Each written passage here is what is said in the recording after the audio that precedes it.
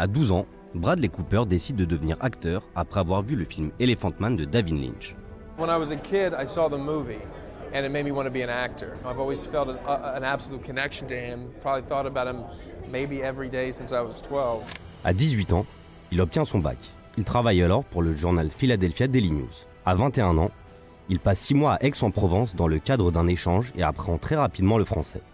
À 22 ans, il commence des études d'art dramatique à l'Actor Studio Drama School de l'université Pace à New York et s'endette à hauteur de $70 000. I grew up and I looked like a girl when I was a kid and I always had like a chip that I had to be a tough guy even though I didn't look like one. En parallèle, pour payer ses études, il est portier de nuit dans un hôtel de luxe de Manhattan. Ce travail lui permet de rencontrer pour la première fois Leonardo DiCaprio, client de l'hôtel.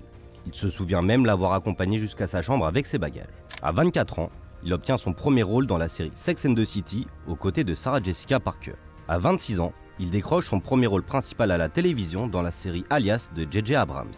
Une expérience qui finit mal. Persuadé que le réalisateur veut le virer, Bradley Cooper demande à l'auteur de supprimer son personnage de la série. Il tombe alors dans l'alcool et la drogue. J'étais très préoccupé par ce qu'on pensait de moi, comment j'allais m'en sortir. Je me suis toujours senti différent. Je vivais dans ma tête. J'ai réalisé que je n'arrivais pas à vivre de mon talent. Ça m'a effrayé. À 29 ans, il entame une cure de désintoxication.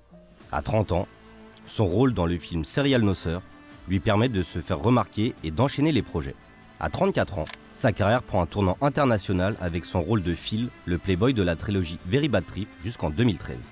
Il assure au micro du Guardian qu'il s'agit d'un rôle très éloigné de ce qu'il est dans la vraie vie. Quand il a 36 ans, il apprend le cancer de son père et il emménage chez ses parents pour passer plus de temps avec lui. Il décédera 5 mois plus tard. Bradley Cooper affirme qu'il perd à ce moment-là toute son innocence. Depuis cet événement, il vit toujours avec sa mère. Bradley Cooper s'est confié sur cette situation auprès du Los Angeles Times. Maintenant, 2 ans après la mort de mon père, voilà où nous en sommes. Ma famille est très proche et la mort de mon père a été brutale pour nous tous. Nous avons besoin l'un de l'autre. Donc nous sommes là. Mais ne vous méprenez pas, ce n'est pas sans complications. Elle vit dans la chambre juste à côté de la mienne.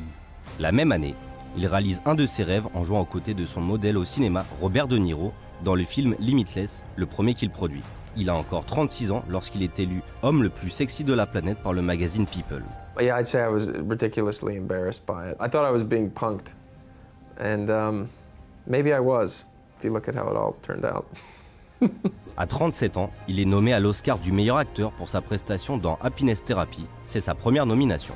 À 39 ans, il est le 3e acteur le mieux payé au monde de l'année, avec un revenu annuel estimé à 46 millions de dollars selon le magazine Forbes. À 42 ans, il devient père de famille. Sa compagne de l'époque, la mannequin Irina Shayk, accouche d'une fille qu'il prénomme Léa Decenne.